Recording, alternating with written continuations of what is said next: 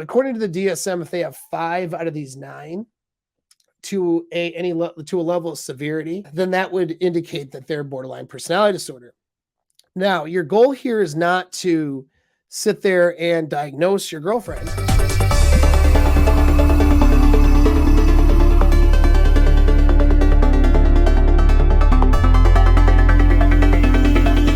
So the essence of borderline personality disorder, like what you're looking at here, it's a dysfunction in their way that they look at themselves, if that makes any sense.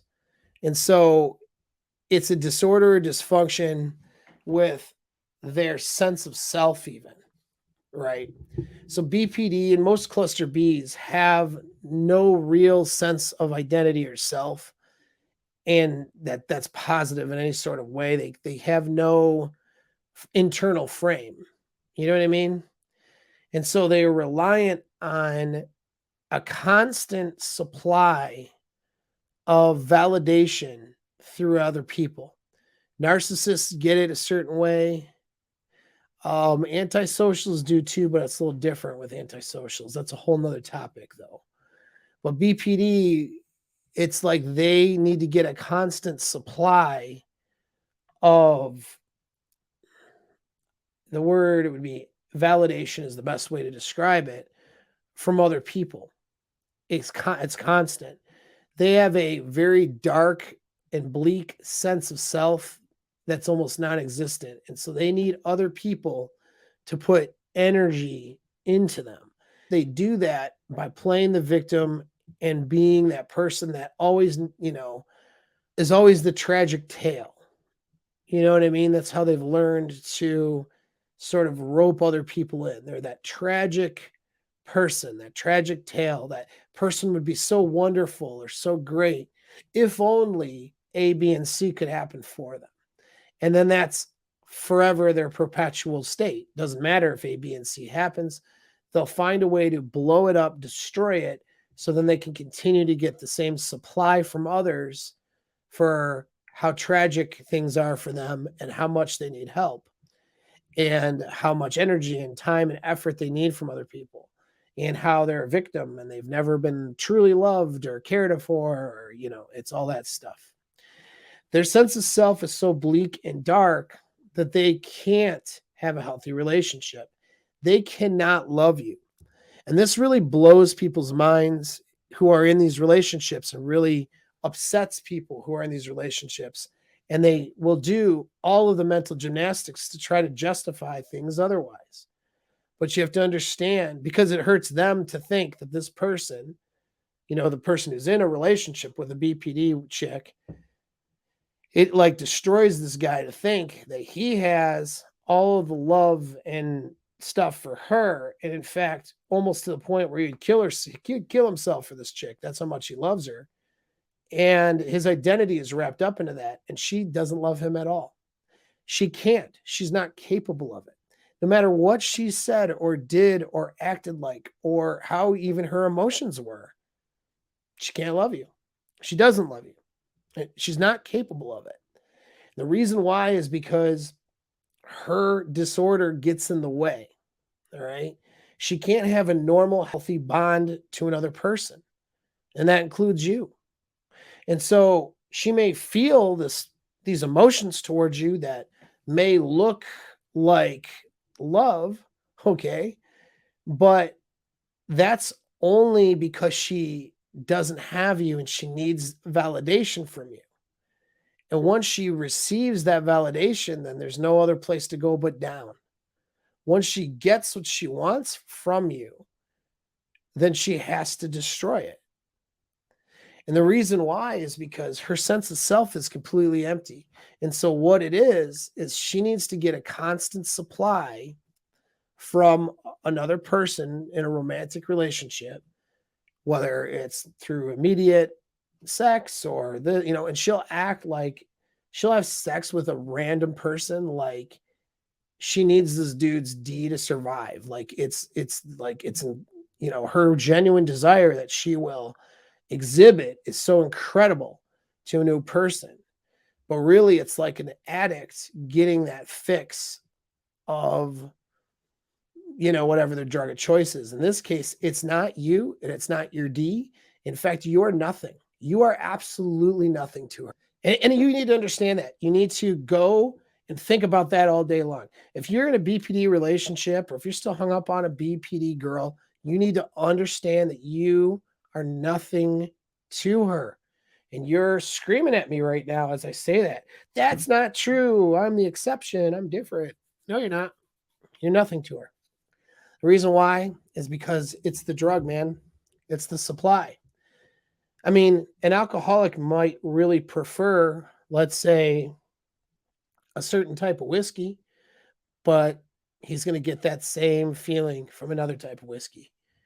You're just her preference at the time. You're just the whiskey of the day or the week or the year or whatever. And now she's going to replace you with another whiskey. It literally doesn't matter. You are absolutely replaceable to her. As a human being, you're not. There is going to be another you, of course. If you're in a real healthy relationship, you'll never be replaceable like that. I mean, she could break up and move on, but there'll never be another you. But to a BPD girl, you're absolutely nothing. And she may not, she'll never say that. She'll probably never say that anyway, unless she's being manipulative, because she'll always want you to have that, to be able to rope back around. She'll always want to be able to hoover you right back in. But yeah, I mean, that's it. That's the essence of it. And here's why, though, so you understand it. She needs supply for a sense of self. She has no sense of self. And if she tries to have one, it's completely dark and bleak. So she needs to have someone putting energy into her, effort into her. And so when she's with a new guy, that she doesn't really quite have that guy yet. So she's love bombing him, love bombing him, love bombing him. And he's responding to that, receiving that love bombing her back now in response. That's all that energy, that's supply to her. The love part doesn't matter. It's that supplies her sense of self. But if her sense of self is so bleak and negative, she doesn't think she deserves any of the things that you're giving her. So it'll feel good for a while. Then what will happen is a trigger or a crisis point that makes her, and it could be any event, it could be anything. You could say the wrong thing one day. An ex-girlfriend could call you one day and that triggers her abandonment. Something could just happen one day and it triggers one of those traits. And then it downward spirals from there. You could be riding this, we'll call it, if it was healthy, it'd be honeymoon phase, but we really, the love bomb phase, you could ride it out for a couple weeks or for even 6 months or 9 months of a love bombing phase from her. The longer you ride that out, the harder it is to get out of it later, because now your neurochemicals are addicted to this person in the love bombing and the sex and all the stuff that you're receiving from her. And she's going to pull that rug out right from underneath you and systematically break this thing down, because she doesn't feel like she deserves anything that you have to offer, because her sense of self is so dark and bleak to begin with. All right. She thinks she's utterly trash. And so she at first is getting you to put energy into her, and that lifts her up.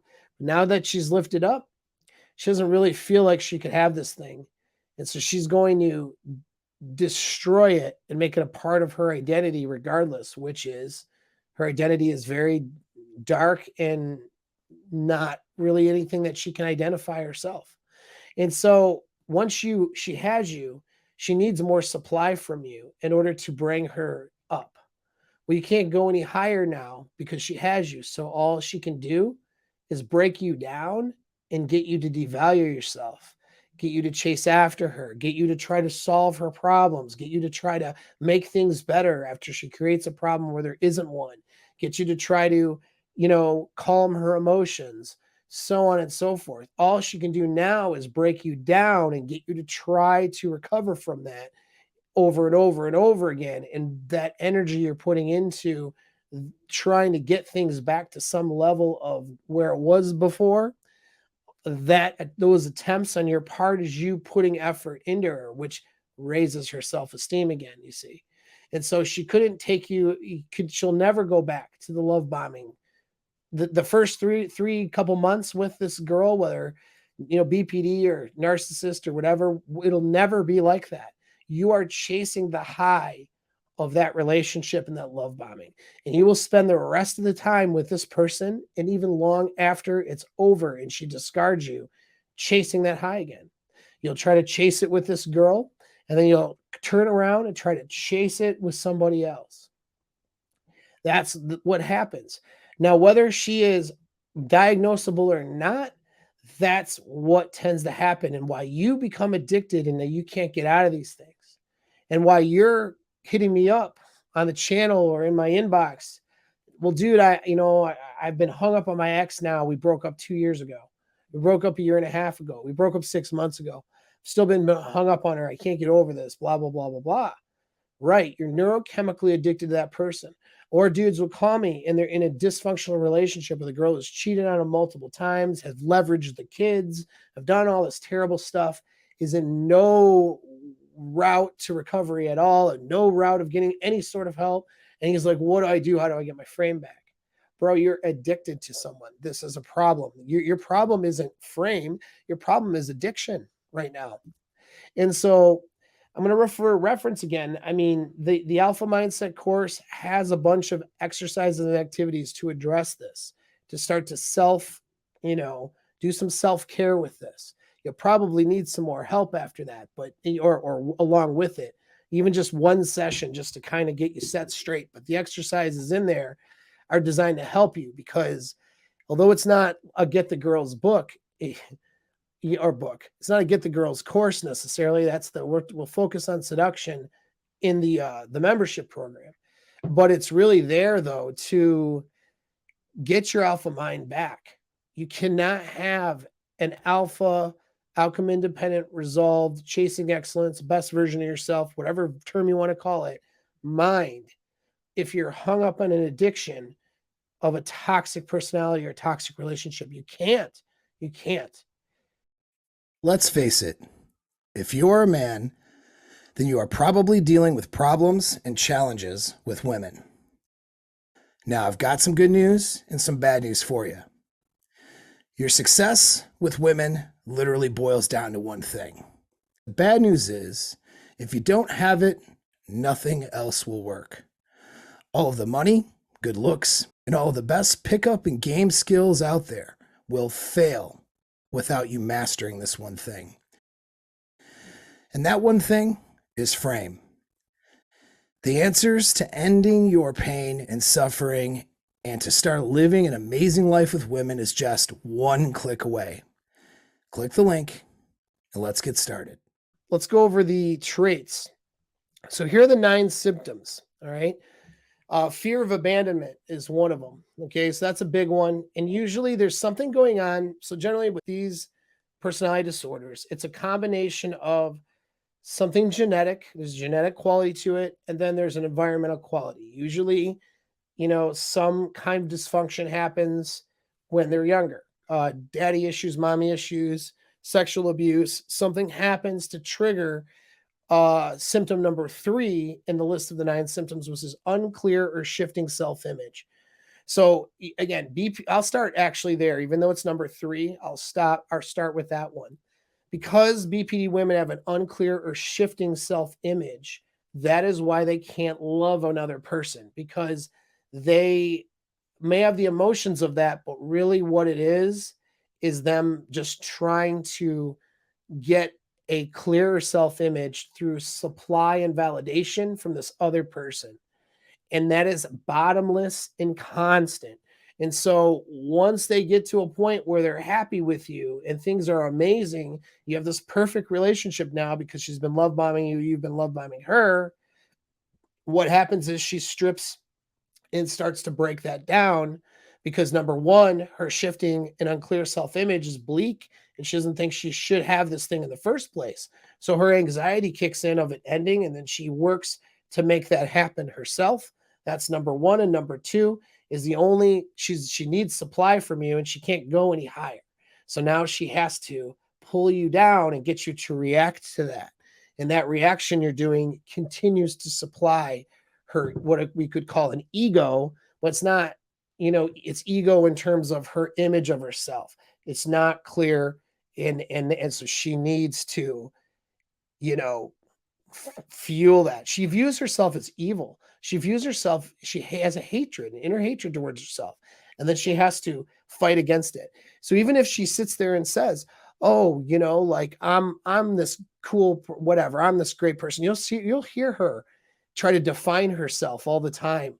Well, I'm the type of person, I'm this or whatever. And then it'll shift. And she'll be often frequently she'll change jobs, friends. This is why she changes relationships. She'll change her religious values, her morals, her goals, and even her sexual behavior will shift into different things because she just does not have a clear image of herself. And she's using you for supply and validation until she can't anymore. Once she doesn't get enough of that anymore from the devaluation process, and there's nowhere else, the love bombing process couldn't get it there either, or the idealization process, it's called. So she's run out. So she has to get supplies somewhere else. And this is where she will find another dude. And that's when you realize very quickly that, you know what, you're not actually anything to her because another person will give her that supply. But back to number one. So that's number three is the shifting self-image. But if you understand that, then you understand the essence of BPD because that's really what the essence of it is. From there, you have a fear of abandonment. So they're terrified of being left or abandoned because then they lose their supply. So you'll notice that will come up. Their relationships are obviously unstable. They'll have a history of unstable relationships for the reasons I've already mentioned. Self-destructive, impulsive behaviors. So you'll notice that. Okay, she doesn't have good emotional self-control. So she'll spend recklessly or steal something. Risky sexual behavior is very often a thing for BPD women. Okay, substance abuse, all that stuff. Self-harm is part of it. A lot of times that comes with it. Sometimes it doesn't. Could be actually being, suicidal, or it could be something else, threats, or it could be putting herself in harmful, we'll say, self-destructive scenarios where she knows she's going to be harmed. Could be egging you on to beat her up. That happens. These women will try to create a situation where their partners lose their self-control and lay hands on her. And that's something she'll do. It's like almost like death by cop or something, right? Suicide by cop or whatever. Like it's like she'll do that, and you can't fall into that. Obviously, you have to have the control of yourself. Extreme emotional swings are a big sign where she'll come over, she'll be, "Oh, I love you," and then poop, she's on the other end of it. She's breaking up with you the next day after she spent the evening with you. That's an example of that. The chronic feelings of emptiness. This kind of goes with number 3. So chronic feelings of emptiness kind of goes with their clear, unclear, or shifting self-image. And so that's the biggest sign right there, whether it's something else or whether it's BPD, is whether they just have that shifting sense of self and chronic emptiness that they're trying to constantly solve through some other means. Explosive anger, that's another one too. They have a lot of difficulty with emotional self-control. All right. And then they get paranoid, suspicious, out of touch of reality. Okay. So that's another thing that you'll see. They're often confused with, like, they'll often get misdiagnosed too. They'll get misdiagnosed as bipolar because they're emotionally erratic. So they'll get a misdiagnosis. And some people who are bipolar will get misdiagnosed as BPD. When a lot of the women that have supposedly been helped by, the BPD women that have gotten help probably didn't even have BPD, a lot of them. They actually had bipolar disorder or some other disorder, some other psychological difficulty, and it wasn't so much. What would have been missing was that deep sense of of emptiness and shifting self-image is really oftentimes what would be missing, which would then, in my opinion, disqualify them for that diagnosis. I mean, they might end up with something else. But according to the DSM, if they have 5 out of these 9 to to a level of severity, then that would indicate that they're borderline personality disorder. Now, your goal here is not to sit there and diagnose your girlfriend and then to win an argument, say, well, I've counted up all the traits of BPD, Karen, and you're matching 6 out of the 9, which clearly states that you have a mental disorder, and that's why I should win this argument. And therefore, this is all your fault. Okay, do not use this stuff, all right, as any kind of weird leverage against other people or to try to spurg out on your girlfriend or someone you're dating. That's not really what it's for. It doesn't matter, again, whether she has a diagnosis or not from a psychologist for your purposes. You're just trying to determine, is she a good person to be partnered with or not? And if she has these 9 traits, the answer, or if she has any one of these traits to a level of severity where it's disrupting the relationship, she's probably not a good relationship partner. These are 9 red flags, is what you could look at it as.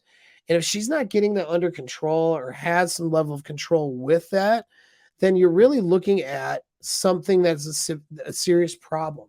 It's going to be a serious problem for her having a healthy bond with you for any sort of LTR scenario.